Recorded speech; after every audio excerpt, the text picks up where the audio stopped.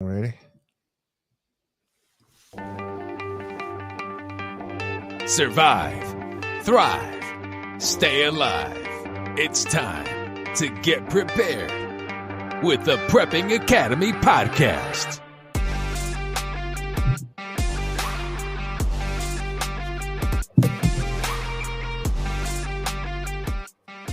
All right. Good evening, good morning, good day, everyone. This is Forrest. Welcome to the Prepping Academy podcast. I'm here in the house with Uncle Buck. How you doing? Good, man. Good. It's been a little bit since we've been able to throw something down, but it's been good. Couple weeks. Glad to be here. Couple weeks. Yeah. So yeah, man. So how you been doing? I mean, what is going on with? Are you yawning? No. I'm not yawning. I'm not. I'm very focused. Started. I'm very focused now. Then. Okay. I bit my side of my cheek. That's what it was. Okay. But no, been pretty busy. I think I told you I did that. It's called 3 of 7 with a guy named Chad Wright. 3 of 7. Yeah, it's called the 3 of 7 project. It's essentially a guy named Chad Wright. So I finished that up like a couple weeks ago, 2-3 weeks ago. Smoked me. So what that is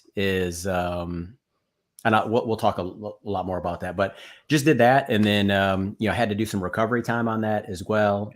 Started 75 hard. I officially started that today. So I got through my 2 workouts, got my gallon of water in. I'll explain what that is as well. And that, a physical fitness, but yeah, man, just trying to get after it, man. Like I got to get dialed back in.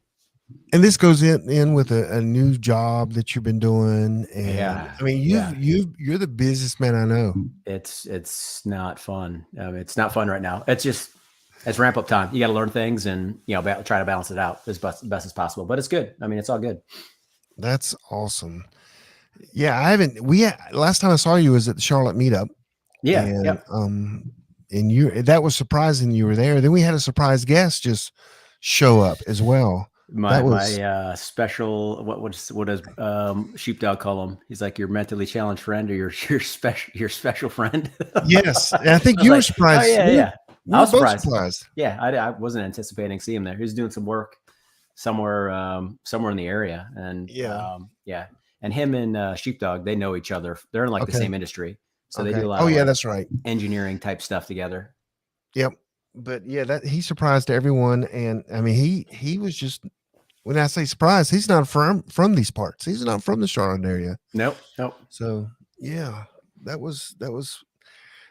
Sheepdog was teaching that night too. So yeah, that was a good night seeing you there. Yeah, learning about water filtration, all good stuff. I mean, it's really good stuff. Everything about water. Yep. So well, last week I know that you missed this, but we did a whole week on bug out bags. I saw that. That's pretty. It's just like Shark Week, but without the sharks. Mm-hmm. But that went very well. Sheepdog taught that. What was the biggest lesson learned coming out of that? Like when you had to dress down your bug out bag or your get home bag, like what was the aha moment for folks or for you? Well, for me, the reason I scheduled this because I knew I needed to go through my bag. It's been a while. And as I was telling you before we started this, that I was finding things in my bag and I'm like, why is this in here? I've got let's just say it was a flashlight. I got a cheap, terrible flashlight in there. And I have a better one I've purchased since I built my bug out bag. And I kept going through my bag. I bet I took out 30 pounds because I got a better tarp. How heavy was it initially? It was around probably, it was too heavy. Okay. It was very heavy. It was probably around 60 pounds, I would think. I probably cut it in half, I would say, because I had a canvas tarp. Mm-hmm. And now I have the tarps that you have that are real thin. Yep. They're made for camping. They're lightweight, And so that totally was different. I have a different axe. I have a different saw. I have a silky saw. Yeah. I had this other saw that was just very large and heavy. And so I built my bag probably 2 years ago, and I haven't had time or I guess the sense to go through my bag. But Mhm. every time I was finding something, like, oh my gosh. And I had a pile, and I'm like, I was amazed how much I took out. I was quite happy. Now I went through my bug out bag. I also went through my everyday bag, my everyday carry bag, and my get home bags. So I went through really all three of them. And man, I've got them almost to where I want them. Okay, nice. I'm missing I want a military style poncho, for they can be a tarp and rain gear. I'm missing. I don't know where mine went. I had one that old Groucho up in the mountains of North Carolina. He has a store, like a army surplus store. Yeah, Army Navy surplus. Yeah. Yeah, and I bought one from him, and I can't find it. I don't know if it's in one of my kids' bags. I didn't go through I was afraid to. I didn't want to go down that hole. You don't know what's in there. I mean, I was down in a hole, but I didn't want to open up new tunnels going in my kids' and families' bags at this time. So, and what else was I missing? I was missing a few things, and I put my food. I put different food, like in my get home bag. Yeah. I had these big, a lot of food, and I was listening to some people, and they said if you can't get home in 3 days, your get home bag is really a bug out bag. Yeah. Yeah. You know what I mean? You don't need these very nice meals and everything. So I put more bars and like an MRE in there instead of having, 10 bags of Mountain House in there. So I heard about, I was doing the Zello night call, and we were talking, different scenarios. And somebody brought up on freeze dried food, and they're like, "Oh, there's this bougie place that you can get freeze dried lobster and steak." I'm like, "What? What? I've never heard of that. Like, never heard of it. I've heard freeze dried meat and stuff like that, but not like freeze dried lobster tail. Oh, I think it was lobster tail is what she said. I was like, wow, that's interesting. Never heard of that, but all right. I'm going to find out where they have it. I may order one. I mean, it could be a treat. It could be. It could be. There's I got the link on the one of the Zello channels. Also, it could taste like crap. I'll send it over to you. Probably. It probably does. Tastes awful. So yeah, man. So I finished up that. It's called 3 of 7 Project. It's a guy by Chad Wright. He's SEAL team guy. I think he finished up a few years back, got out of the teams. So now he's kind of, he's doing what a lot of these guys do, right? They come up and they're skilled at, really preparedness, right? That's what they do. That's kind of their MO is, right. How do I prepare for a mission set? How do I get ready for whatever scenario? Hiking in the Alpines, hiking in wherever, arms training. How do you what do you carry in your car, etc. This particular one was called the basic course. And essentially it was 3 days in the Smoky Mountains. So we had a link up spot. There's 8 of us. You had to go through like an application process before and like answer all these questions.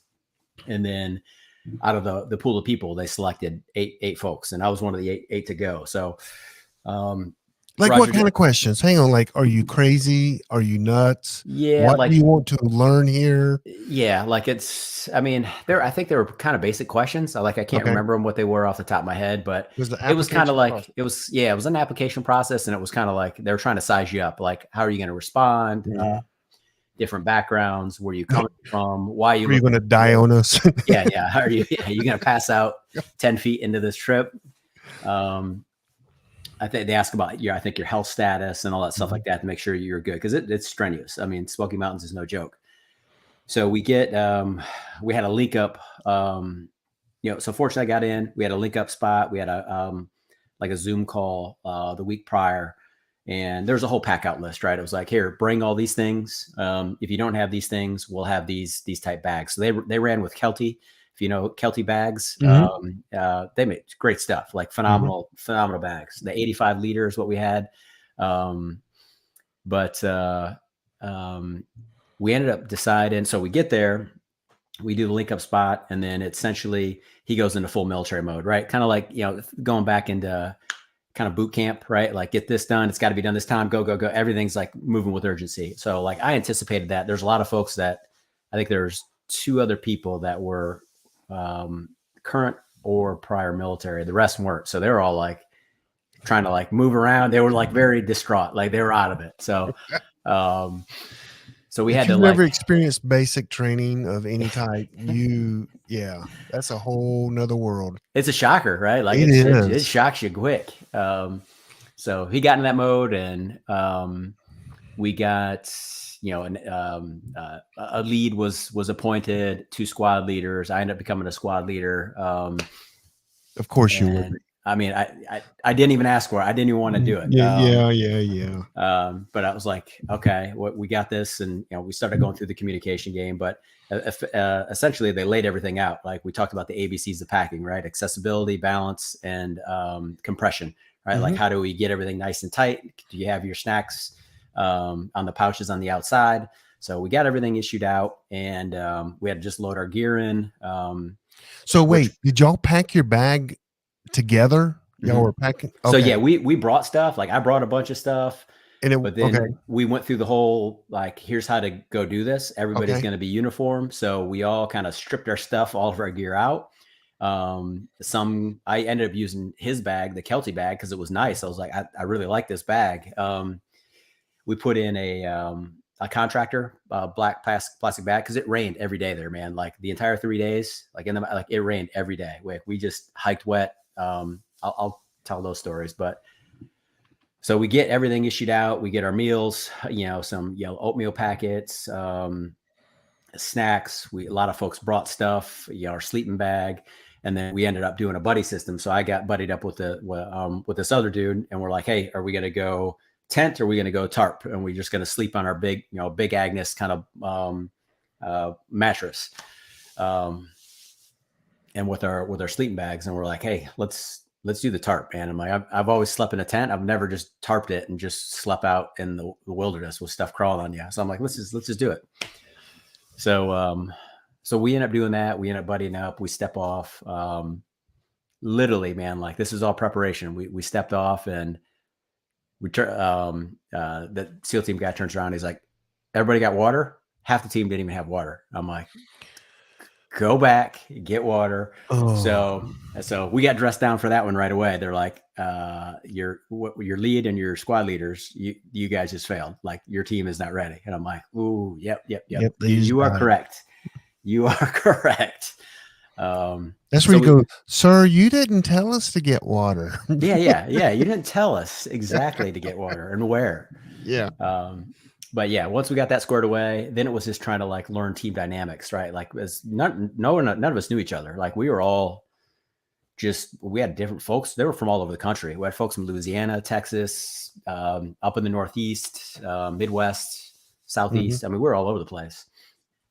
Prior service, not prior service. But then when you just started getting team dynamics, and we just went out on the march, and he was the only one that knew where we were going. Like we had no idea where we were going. It was like, we're going to go this trail. We're going to do these things. And you get there when you get there. That's it. You just stay in the fight. We didn't measure time. We didn't measure miles. We didn't measure it's just, you go until the job's done. So that was the whole mission, right? Like you go until the job's finished, which is, it's a very powerful message.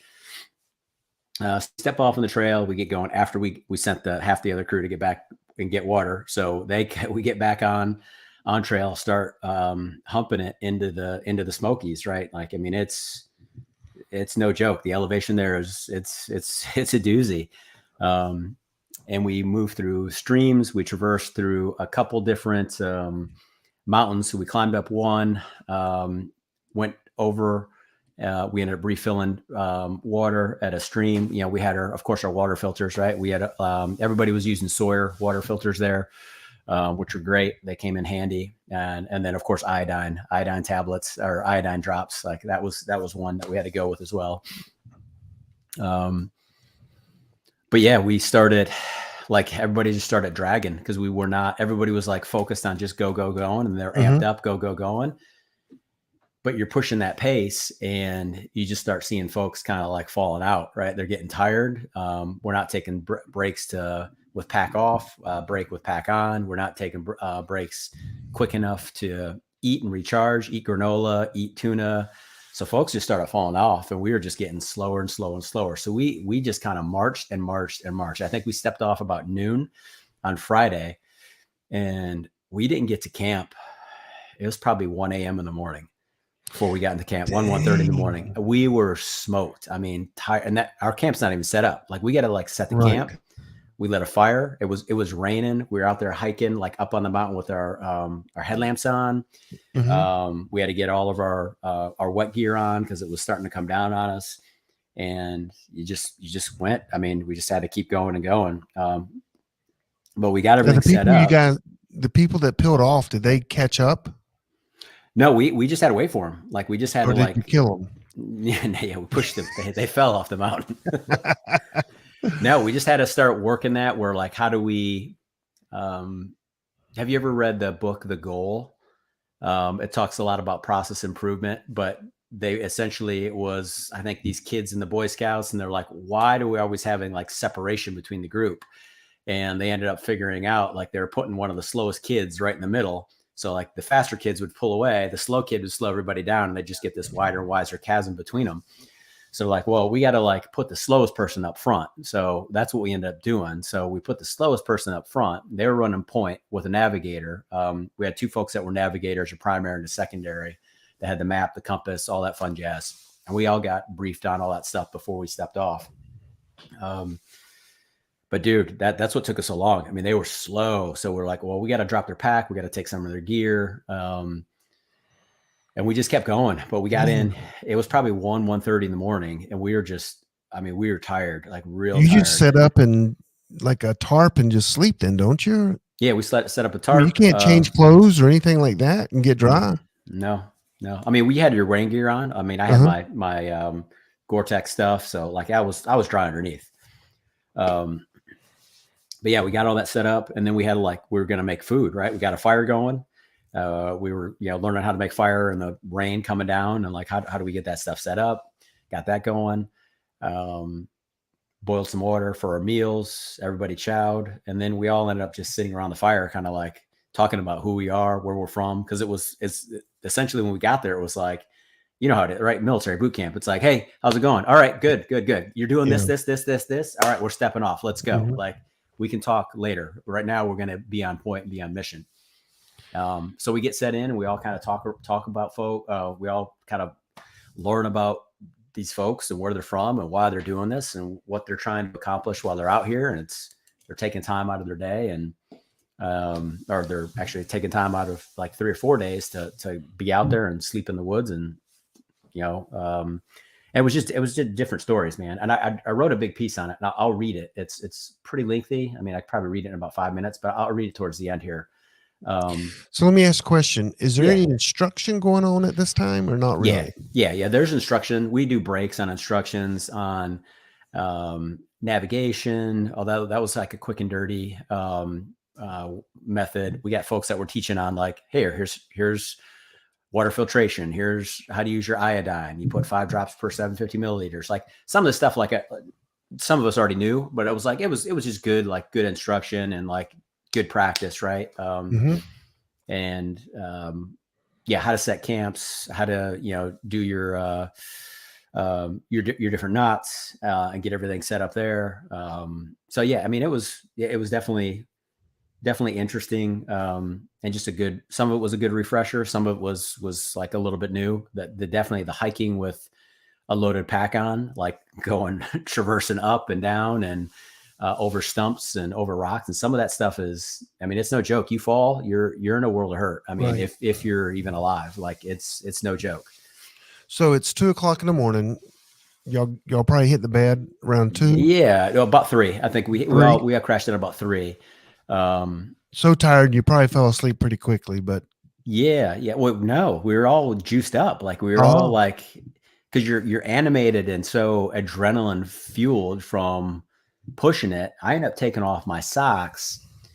I didn't double layer socks.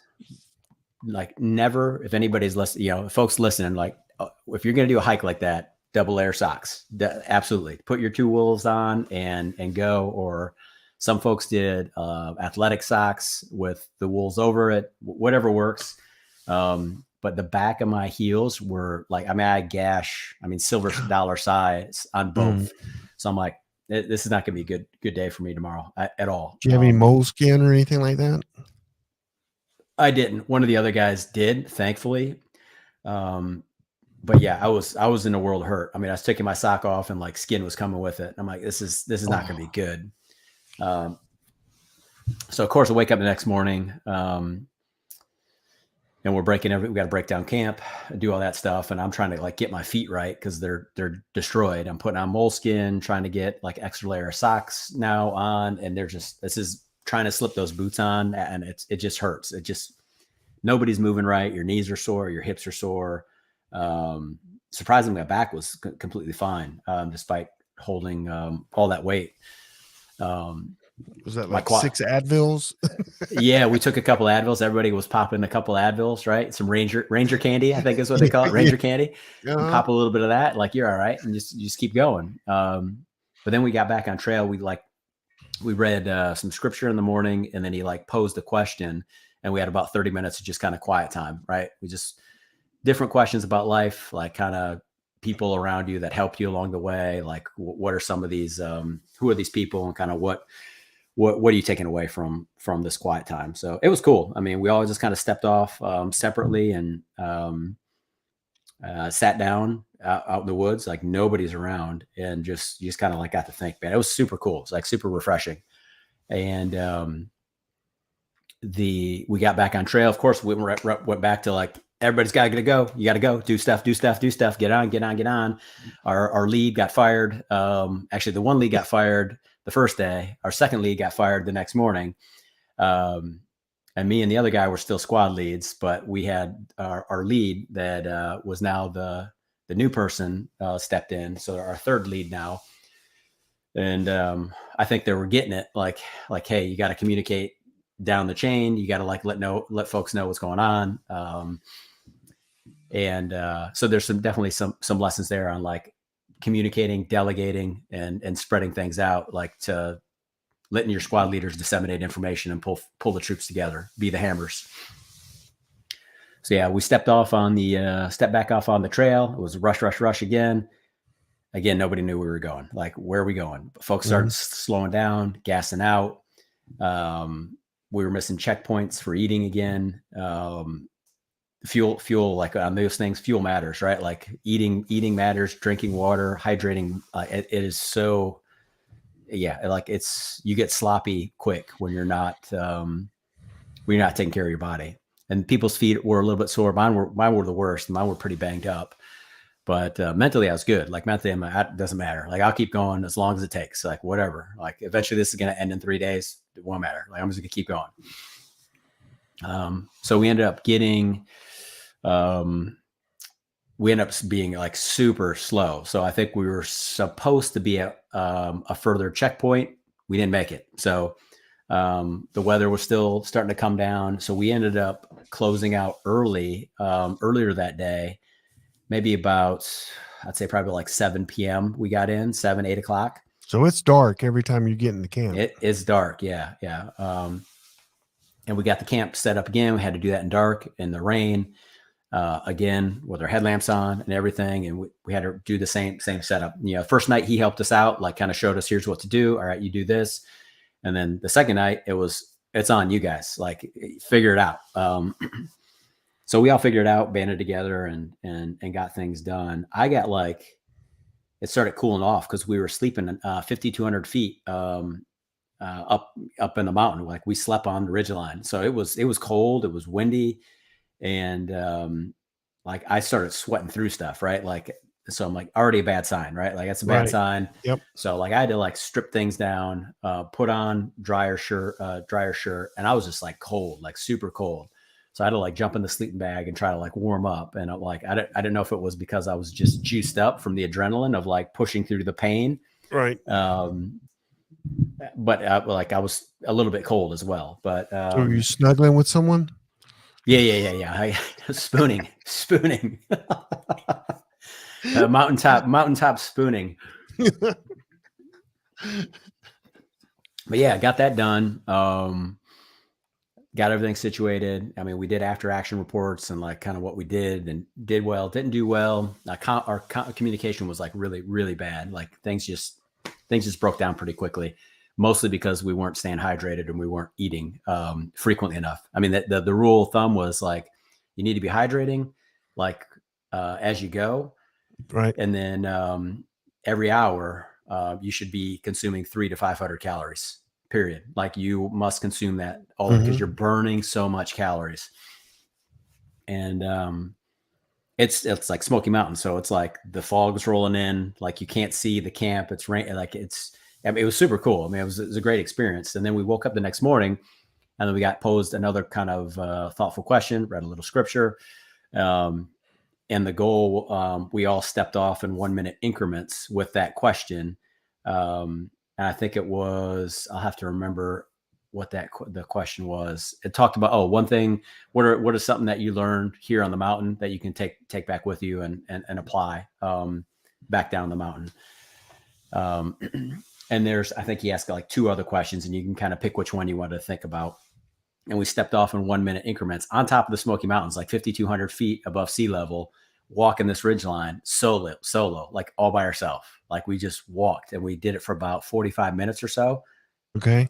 Epic, man. Like so awesome. Just being able to just like, you can't hear anything. You hear the wind, you hear some birds occasionally, but you're up top. You can see all around you. I mean, it's cool. Was that the AT? Was that the Appalachian Trail? It was part of the AT. Yep. We were on part of it. Yep. Okay. Sound like that particular.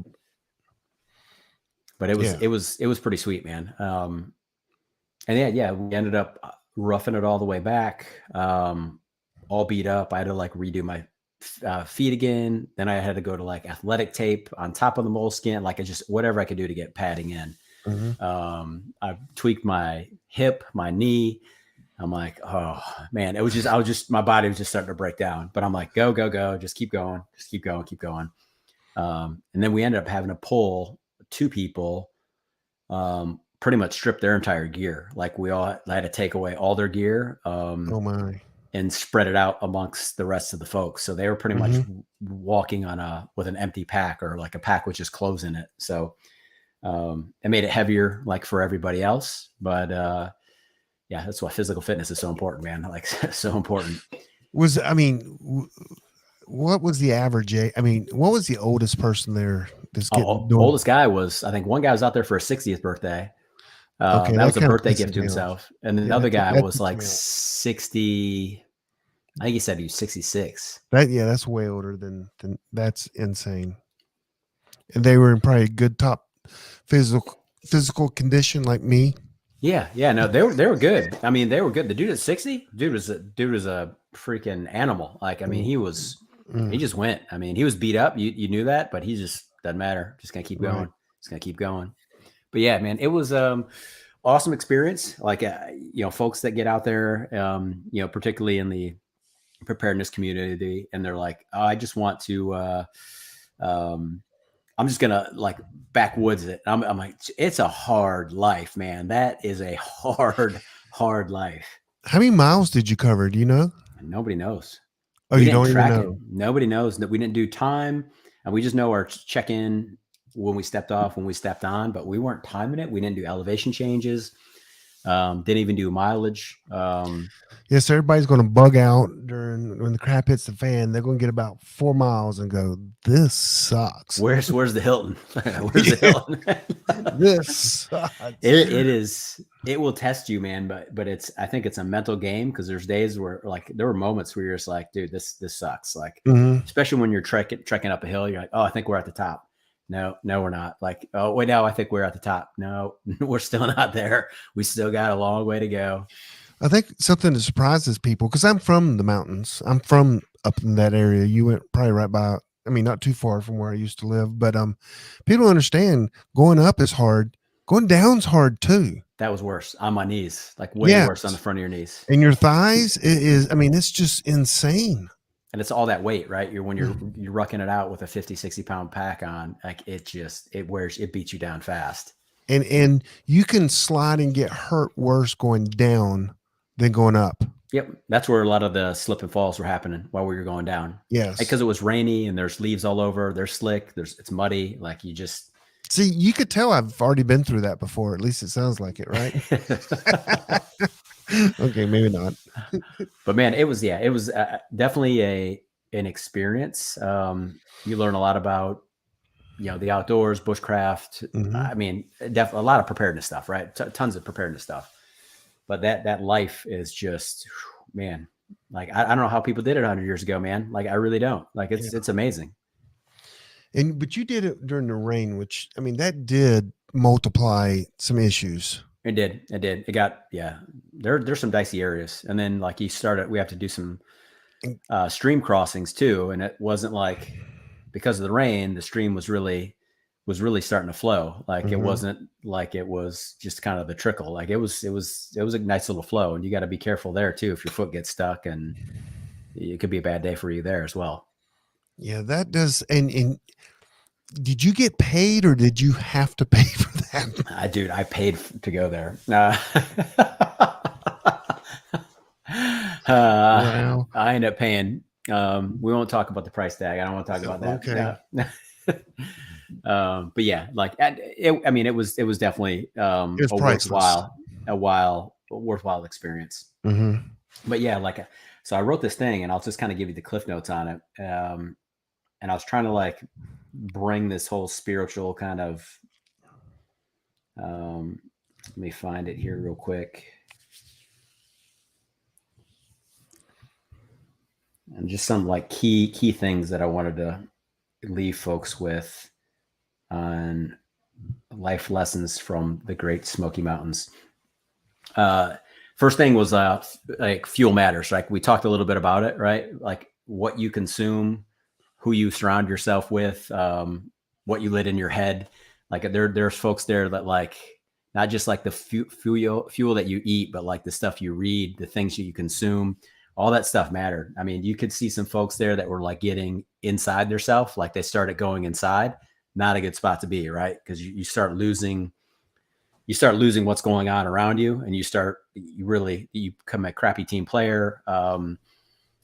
You're just going to like self-preservation mode. But like those folks that like started channeling in and like just going inside, I mean, we had to like snap them out of it and try to help them out. And those are the folks we had to like take stuff away from them eventually. So would you say just quick question? What percentage of it was mindset? What percentage of it was physical conditioning and skills? Is that possible to break that down like that? Yeah. Like I think skill set, you pick that up there. I mean, 5% skill, right? I mean, it wasn't. You needed for what you're doing.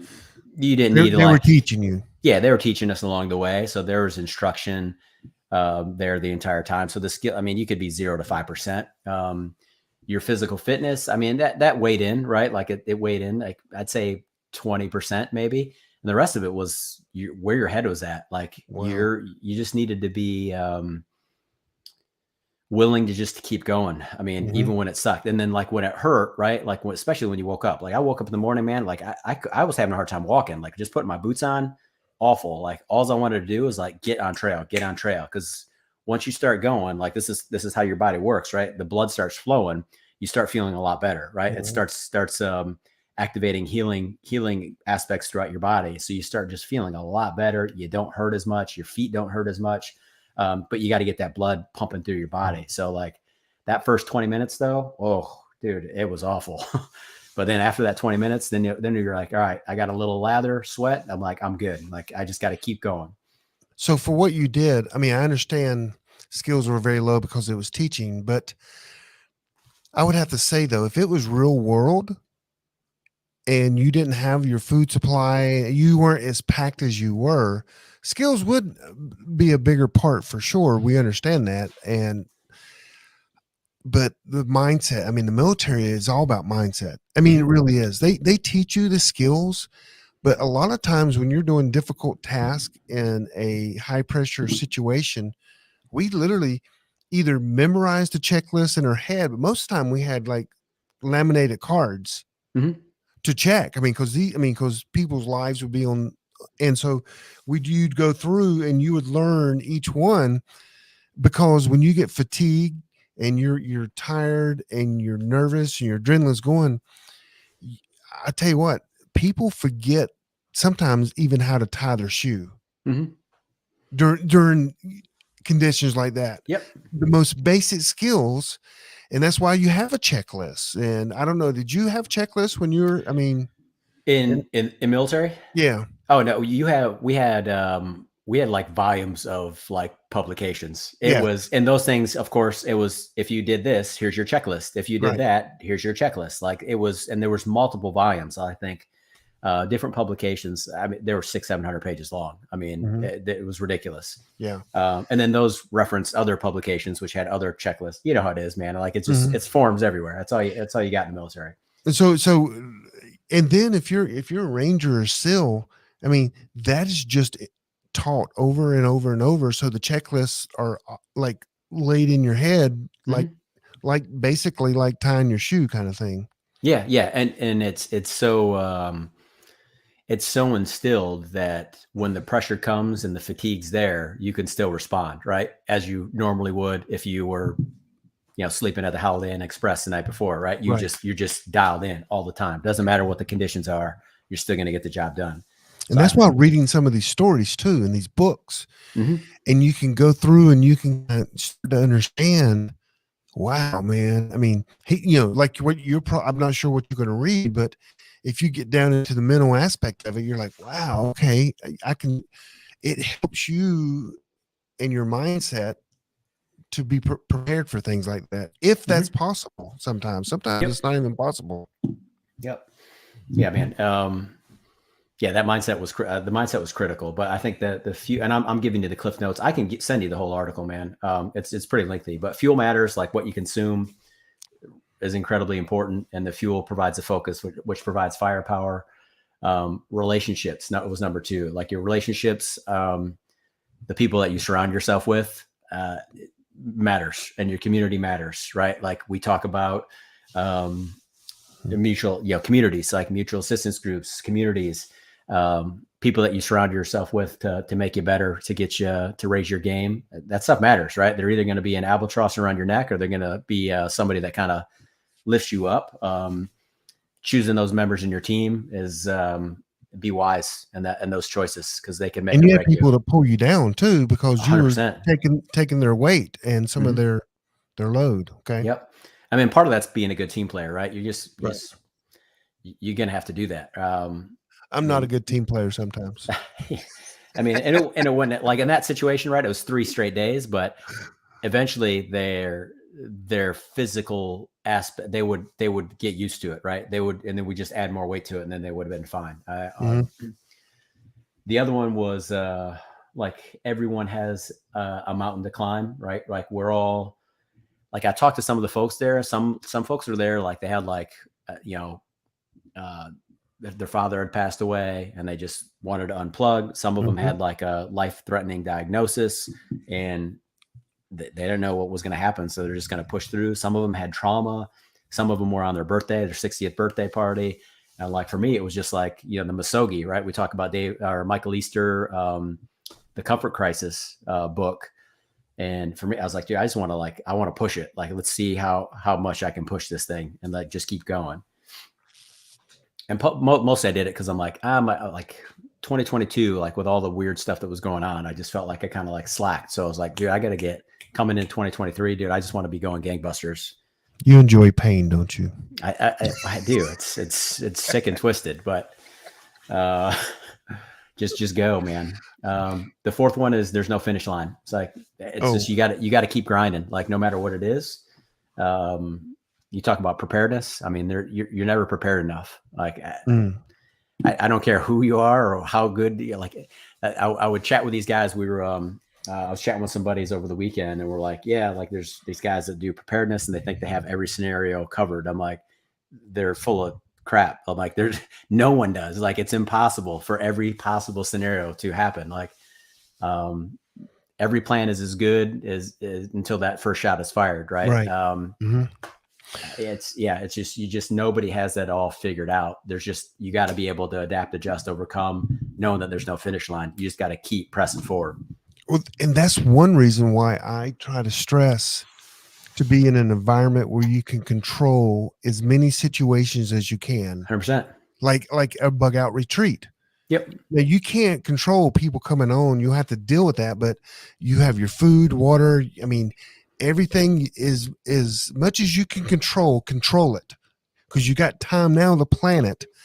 And then, I mean, you want your variables to be things that are like people wandering in or being attacked, or, you know, someone in your group stealing. I mean, you know, that's not difficult. Like, I mean, gosh, can you imagine having to walk to Miami, Florida, where where my retreat is? I mean, that would be, I mean, I would die before I got to North Carolina. And South Carolina is probably, I don't know, 10 miles away with my bag of like 60 pounds, which is now probably about 40 now. Still, how many pounds did you have? Do you know roughly? I'd say like 50, like give 50? Or take, plus minus 5. I think it was going to be somewhere around there. It was heavy. I mean, it definitely weighed you down. But what was the last? Yeah, the last one here was just like clearing. I said clear the mechanism, right? Being able to just unplug, no distractions, no noise, no people around, just kind of you walking on that ridge and just being in the moment and thinking things through, unpacking what happened. The 3 questions are actually, there are 4 questions. It was what are the things the mountains have shown you? What are 1 or 2 things to implement once you're back home? Who have been my mentors and my cloud of witnesses? And what is the race I am running, and what is holding me back from running that race? So some pretty deep, meaty questions. But yeah, I mean, it was awesome. I mean, I wouldn't have traded it for anything. I'm like, I'm already going to do some other stuff soon. I got, actually, now that we went through the basic, I got an invite to do like an alpine excursion in like Salt Lake City, Utah, somewhere out there. Okay. And then there's another one it's literally on like class 4, class 5 rapids for like a 5 or 6 day period of time. And you're like, that's your excursion. You're like, you're doing that stuff, but it's crazy expensive, dude. I'm like, yeah, no, I'm good. The advanced one, the pro, they call it pro advance, is when you take your wife and kids. Oh yeah. That's it. That would be advanced. Like, hey, we're going to hit class 5 rapids with a couple of kids, and let's see how this works out. Can you imagine? No. I mean, you were just taking care of you and I guess maybe your partner and your squad. But when you have a wife and kids and y'all are trying to bug out, it's a different element. That is, I couldn't imagine anything worse. That's why pre-planning, because, bugging out sounds great and having a bug out bag sounds great, but actually doing it is going to be hell. Mm-hmm. If it's other folks with you, right? Like me and myself, like I can move fast, like I can go and I keep going. But when you get other folks involved, you got to like be more attentive to, the slow person moving in the group, kind of like what we were doing before. All right, I got to take stuff away from them. They got to put them in front. Like I got to take a little bit more breaks. Like there's different things that you gotta factor in. That kind of reminds me, on Saturday, my wife and my daughter and some of her friends went to a college just to check out the college. Mm-hmm. It's 3 hours away. And I just so happened they left it. Like I'm like, I wonder where they are, and I brought them up on like the Kind Friends, Yeah. and 25 minutes into their trip, they're already pulled off the side of the road at a rest stop or at a gas station because they wanted someone had to pee. I'm like, that's That sounds about 25 right. minutes. There just seems something wrong with that. I give them a hard time about it too. And the girl said, "Well, I forgot to pee." And but anyway, just little things would probably just set you off. I mean, Yeah. Yeah. did you Yeah. want to? Did you want to kill someone or leave some of the people behind? No, I mean, there wasn't anybody there. I mean, there's, I think one person that was like, I'm like, dude, like, get on with it, man. Like, stop looking. You're the slowest person here. Like, just go. Like, Yeah. I'm hurting. I'm bleeding like in the back of my heels. I'm like, I didn't complain about it. Didn't even say anything. I just address it, move on. Like, let's go. Um, Has your skin healed yet? it's fully healed. Like, it took me a week. Like, when I got back, it took a full week before and that was just working with. Okay, I only wore flip flops for like a full week. I mean, I didn't wear any socks, no nothing. I just I gotta let it ask heal. though. Did you come home and go, honey? I need your help. And did you kind of mope around the house and let her take care of you a little bit? She didn't take care of me at all. I played that out for about a day, and then it was like, Uh all right, dude, you can shuffle on over to the kitchen, get your own stuff. huh. I need some water. What? Okay, so you went through your questions, where and you got your 5 things. What else from the trip? I think it was it, and then we had a debrief afterwards, right? And we all kind of um we all there's a place we all went out and grabbed some food where everybody got a beer. Like, we were all like, we need to eat. Like, I want to Mhm. eat something of substance right now. So like, I'm like, I want the biggest, greasiest bacon cheeseburger known to man. Like, pop it down with some sweet potato fries. I am good to go. And give me and a beer. I'm like, I'll be great. Um, and then I was like, I was so beat up, and we got back. So it was like later at night. And I'm like, I was gonna just drive back home, but it was like 4.5 hour drive or so. I'm like, I'm just gonna find a hotel and stay in it. So I just booked a room, and Mhm. then ended up just racking out, getting up the next morning and putting my gear on or putting my gear in the truck and driving back home. That's when you said, "I like this kind of bugging out better." Yeah, the bugging out where you just go to a hotel and there's a bed there. I mean, it's Yeah. amazing. Uh-huh. But yeah, it's a tough. I mean, yeah, like I hear guys talk about that. I'll just do this and I'll bug out and live off grid. I'm like, oh, all right, dude. See, I've heard of people doing this. When I went to my survival training school, it was nowhere near as bad as what you're saying. It just wasn't. I Mm-hmm. mean, we went out, we were all in base camp and learning and learning and learning for days. I guess like 4 days. And in 3 days, you go off, you navigate to an area that you're assigned to, and you live there for 3 days by yourself. And, you don't, no one goes crazy for 3 days by themselves. You know what I mean? Mm-hmm. Maybe 7, maybe 10 or 20, but it was, and you're supposed to put all your skills. They were going to come by and check on your shelter, and you were being judged to the things you were doing. And the biggest thing was, we weren't hiking like you were. I think my hike was a little like 2.5 miles. Okay. It wasn't bad. And some hiked up to 4 miles, we think, is, once we started talking about it. But you were being judged, and so you're doing things, doing them right. There's no pressure that you're going to die. Mm-hmm. You know what I mean? You know this is going to be over in 3 days, and it's just nowhere near what you went through there. Yeah, Not that you think you were going to die, but yeah. I bet some of them thought they were going to die. Some of them did. Like, yeah, he ended up.